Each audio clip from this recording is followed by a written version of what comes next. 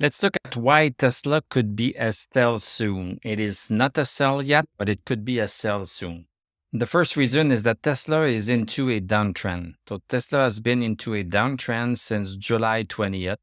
This is a day after the earnings call. The stock has been trending down since then.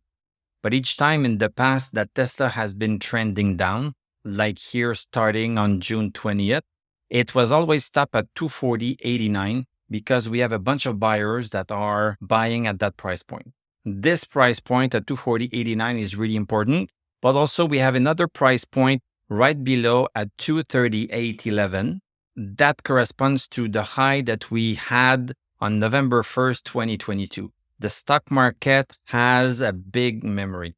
So as soon as we are going to break 238.11, then Tesla is going to be a sell in the short term. Today, we almost had a break below 238.11. We closed at 239.76, and we are down $2.89 since the close of last Friday. That's 1.19%. Today, we closed right above 238.11, even though we opened a little bit lower. In order to have a break of support, we need to close below the support at 238.11. We did not close below it today. We opened below it, but we finished just above it. Let's take a look at the 1-hour chart to understand a little bit more how the day went. This is the first candle of the day right here. So we opened at 235.67 and we closed that hour very close to 238.11 at 238.01. But then on the second hour, we broke 238.11 and we maintained ourselves above it. And we even finished a little bit higher with this green candle right here. We don't have stochastic over 60 on the 1-hour charts, so any move up of the stock is to be taken with a grain of salt. And it's possible that Tesla recovers tomorrow and goes even higher. If Tesla is strong, it is going to start breaking this downward resistance, the seller resistance. It is also going to break 242.05 and stochastic will rise over 60. If we have these three criteria on the 1-hour chart, then it means that we are recovering. But if we don't get that, then there's still a possibility that we continue down. Let's take a look at our indicators. So we have stochastic at 9, and we know that we need to have stochastic over 60 in order to have any real move up. And this is not what we have right now. And all of our other indicators are still very bearish. So far, Tesla is not looking that good. Yes, we have a green candle because we are closing higher than where we opened. But still, if we compare to the candle that we had on Friday, we still made a lower high and we still made a lower low. We'll see tomorrow what Tesla has in store for us. Let's take a look at some Tesla news. So we have Indonesia that says that Tesla is going to announce a battery material factory, but take it with a grain of salt. Apparently, similar comments have been made by Indonesian officials in the past about Tesla investing in the country, and these plans have yet to materialize.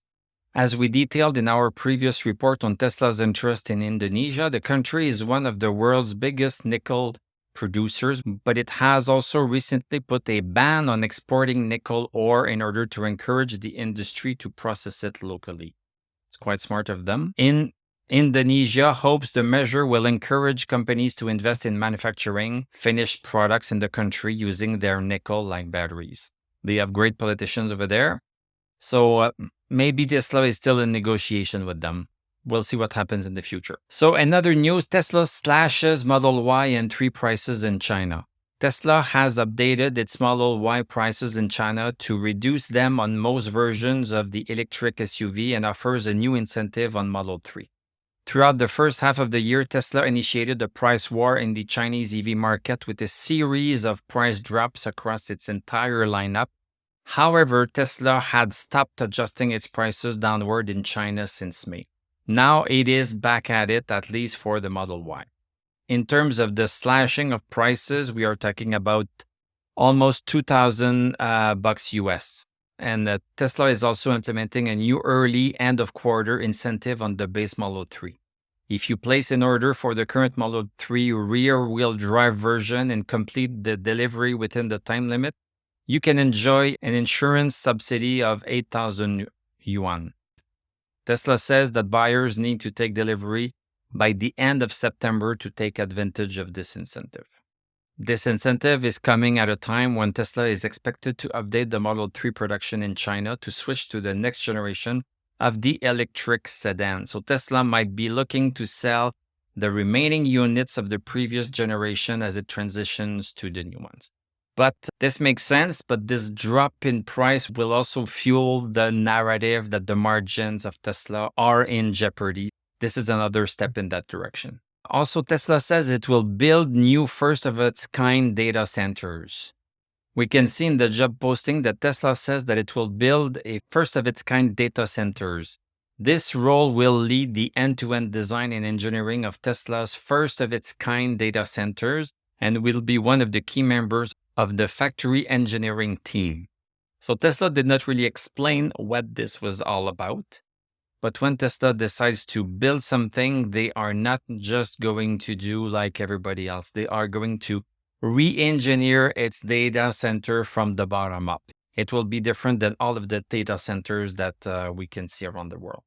Also, Tesla Cybertrucks are now coming out of Giga Texas in numbers. There's a new drone flyover of Gigafactory, Texas that shows that the Cybertrucks are coming out in good numbers. So this is always good news. The sooner the Cybertruck can come out, the better. Let's look at the fear factor of the S&P 500 and how it's faring.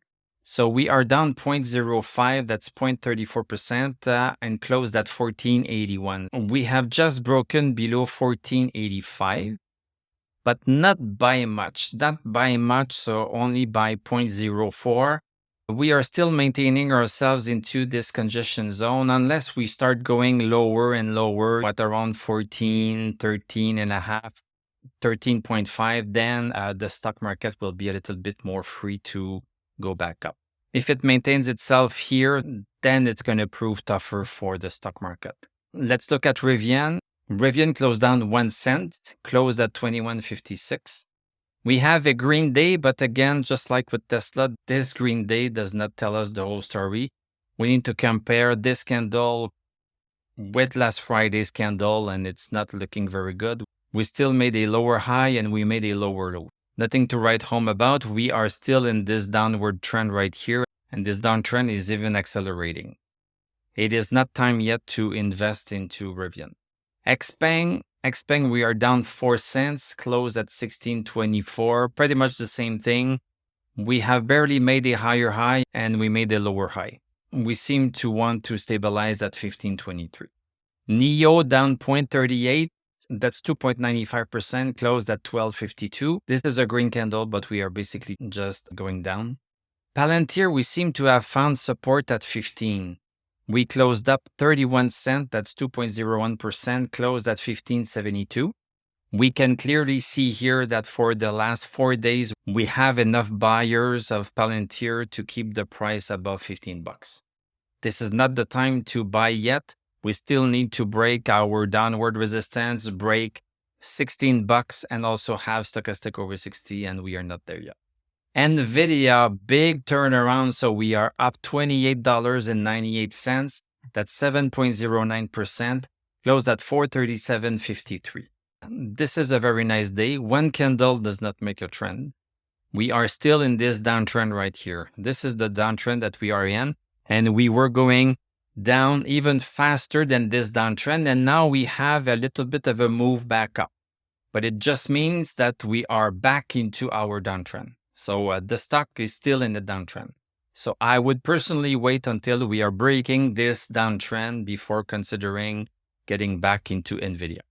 Let's take a look at the indices quickly. QQQ is bouncing nicely on its bullish channel support, but now it is just back into its downward channel.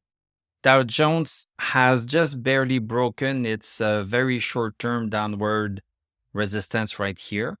This should now be green. S&P 500 is rebounding on 44.54. Nasdaq Composite, nice day also. This is up 1%, but it's not even into its downward channel. Physical gold, it's continuing its way down. Physical silver is just going sideways.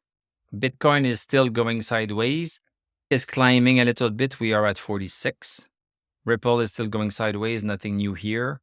And US dollar is still going up higher. We are up almost 30 cents. That's 0.29%, closed at 103.192.